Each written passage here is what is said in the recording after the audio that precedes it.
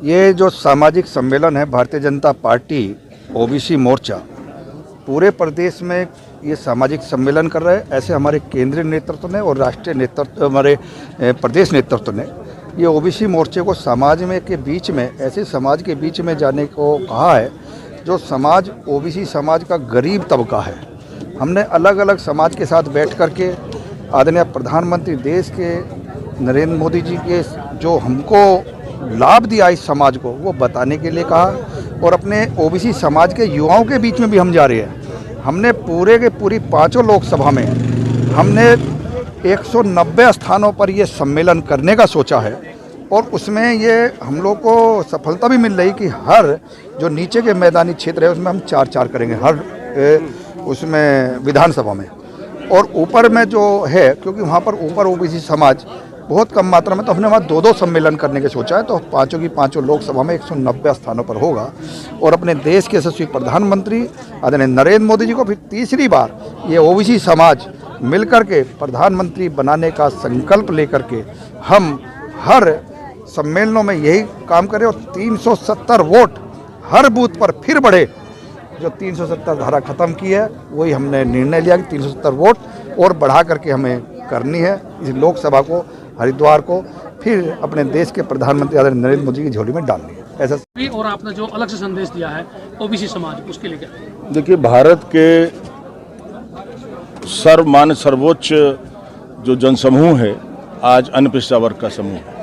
हमारे उत्तराखंड के प्रदेश अध्यक्ष जी के नेतृत्व में, हमारी राज्यसभा सांसद जी के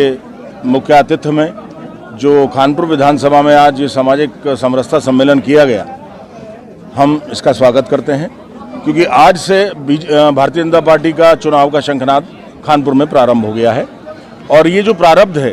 जिसमें हिंदू मुस्लिम सब लोग आए हुए थे, इसका संदेश बड़ा विस्तृत जाएगा। बाकी हमारे जो अध्यक्ष जी ने आपको बताया बूथ से लेकर के आगे तक की योजनाओं के विषय में, हमारी जो पार्टी है वो संगठनात्मक ढांचे की पार्टी है, कोई वंशवाद की पार्टी नहीं है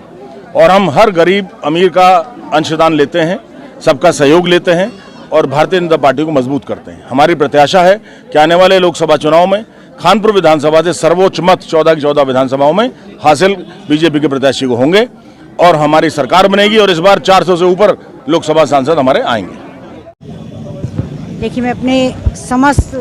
चौथे स्तंभ के बंधुओं को प्रणाम करते हुए ये कहना चाहती हूँ कि ये देश, इसके प्रति बहुत बड़ा दायित्व आपका भी है। इस देश के विकास की राह में आप सब भी सहयोग करें और जो भारत के विकास की अनेकों अनेक नीतियाँ,